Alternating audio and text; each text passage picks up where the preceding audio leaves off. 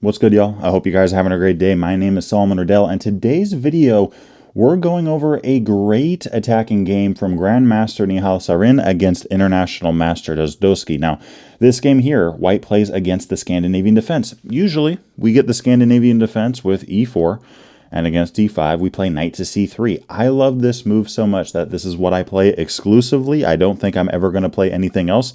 And I liked it so much that I made an over 4-hour course on how to play this move against the Scandinavian defense. If you're interested in a 30% off discount code, that discount code is CHESS25. You can go down to one of the links below, plug in that discount code, and you'll get 30% off on your order, no matter how many courses you decide to invest in. But this move here, guys, is just so much fun. And Grandmaster Nihal here goes with the move of knight to c3 to start the game off. And this is a move that I am a big fan of. I've been playing it, trying to lure my opponent into playing the move of pawn to d5. And nearly half of the time in online chess, we see black do this. Now, in the game here, that's exactly what Dostoevsky does.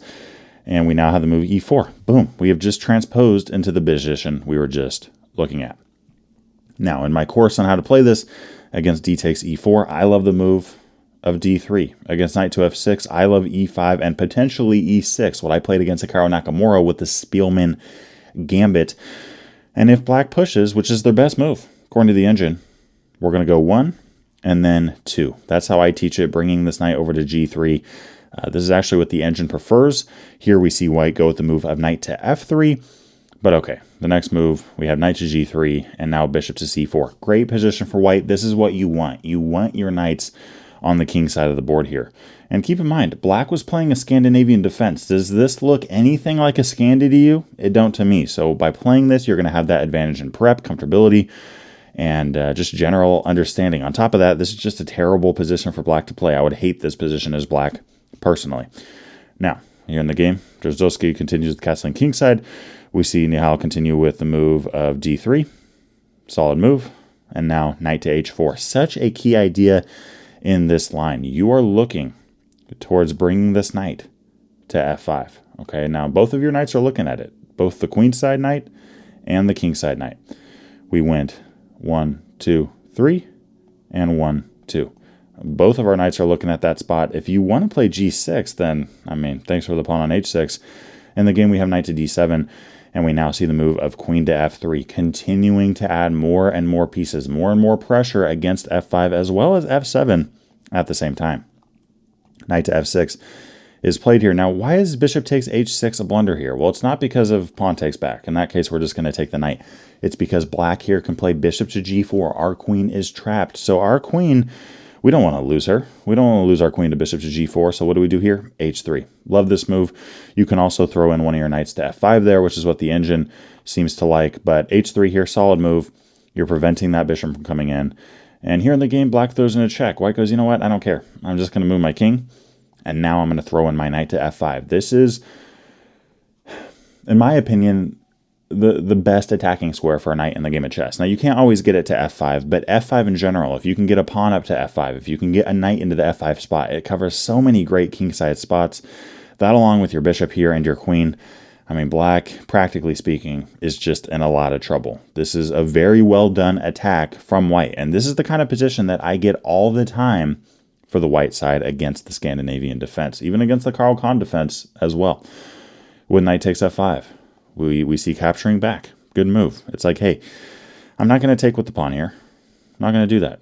I have a good outpost. I'm going to keep filling pieces in. I have a great knight. If you want to get rid of it, you got to give up one of your bishops. Now I have the bishop pair as white. And originally I was looking at queen d7. Like, why doesn't black trade here? You can't go to e6 because of the bishop, but why not queen d7? The problem is you lose e5. You lose e5. Sure, you can attack our queen or whatever, but it's like we have a lot of good spots, including queen to g3. We have so much pressure against your king right now. And we're just up a pawn. And this pawn on e4, I get it. Our king's in the center of the board, but what's black going to do? This pawn. Are you going to sacrifice for it? That ain't going to work out for you. This pawn can't move. If you push this pawn, who cares? I mean, black's attacking chances are non-existent. With queen takes f5, we see king h8. Logical move.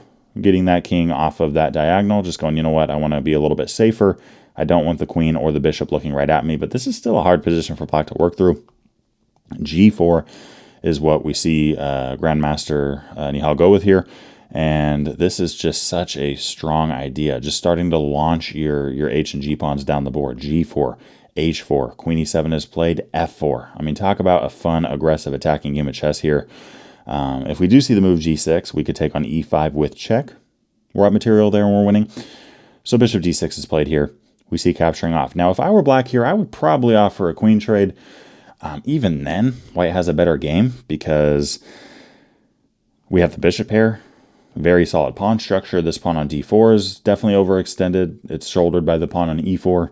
We have an F file that would be really nice to work with. And just an easy game from this point. It feels like black's kind of on the brink of things falling apart. If knight F6, we could play rook to G1 and maybe look towards G5 here and still play some attacking chess. Why not? But in the game here, we have bishop takes E5. And this allows white to continue attacking. Now, it starts with bishop D2. A quiet move here. A5 is played. Black wants to start pushing. Do we want them to do that? No. Let's play A4. A5, A4. Let's put a stop to that right away. C6 is what's played here, and we have queen to F3. Solid move, bringing your queen into a more tucked away, safe spot before you start looking at G5 options. Bishop D6, G5. Why didn't black take this? I mean, if you look at the attackers and defenders, we have 2 defenders. Black has 3 attackers there. 3 of them. But the problem is if you take, then we take back and your knight's pinned. So then it's one-on-one. And there's plenty of ways that we can just go after black's king there. This is resignable for their side. So we see bishop to B4. Now, C3 is played here. Okay, C3 and taking on H6. Both of these are good options. C3, kicking that bishop back. King C2. And we see rook A B8. Now, what is black trying to pull off here? I know we're attacking, but sometimes it's good to throw moves in there that kind of just stunt our opponent's attack a little bit. We're attacking, we're defending a little bit. We're attacking, we're defending a little bit. Here, black is looking towards B5. They have 2 supporters for that pawn push. We only have 2 attackers on that spot. So let's put a 3rd attacker here. That's what we see, rook A B1. Now when black played this, we just take it. We're up material now. We have 2 passed pawns on C3 and D3. And sure, our king is a little bit loose in a sense, but at the same time, it's very safe. I mean, how are you going to break through this? You have no pawns to push at us. We see G takes H6. We see D4.